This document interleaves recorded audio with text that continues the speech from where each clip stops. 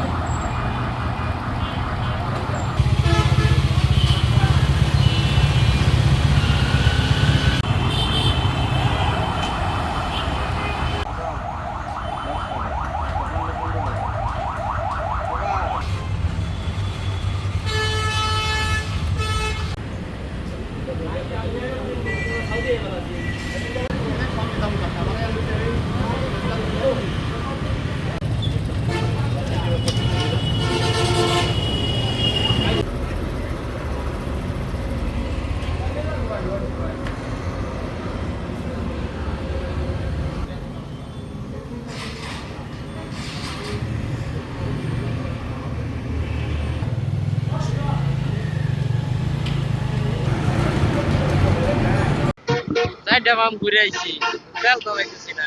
মানে কি করাম, সারাদিন বুঝাই গুলা রইতেছি না। ভাই কি বলবো ভাই, তেলের যে একটা অবস্থা হইতেছে, এই জামালপুর থেকে এখন এই পর্যন্ত আইছি, একটা বাউ তেলের কোনো বাউ নাই। তেল থাকা সত্ত্বেও তারা তেল আটকাই হিসাবে রেখে দিতেছে।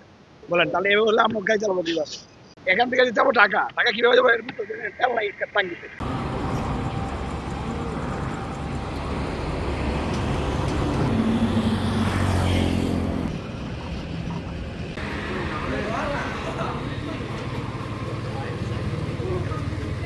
এই পর্যন্ত যতগুলা পাম্পে যাওয়া হয়েছে পিছনে, আমার এই 30 সাল বা 30 সালের ভিতরে যে রাস্তাগুলো আছে ম্যাক্সিমাম সবগুলা পাম্পই বন্ধ, কোনো পাম্পে তেল নাই।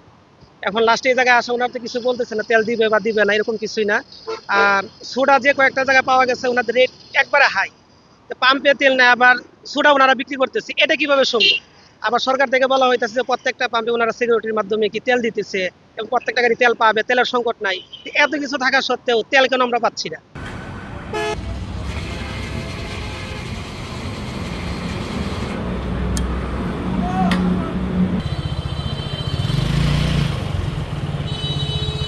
কত টাকা তেল দিছে? 100 টাকা। টাকা আপনি চাচ্ছেন কত টাকা? আমি চাচ্ছি 1000 টাকা। আমাদের এদের আগে ডিপো থেকে তেল আসছে, যে আর তেল ছিল আমাদের, আমরা সেল করে ফেলছি। বর্তমানে আমাদের তেল নাই, সেই জায়গায় আমরা পাবলিক থেকে কোথা থেকে দিব? অগ্রযাত্রা প্রতিদিন, নির্ভীক প্রত্যয়ে উজ্জীবিত।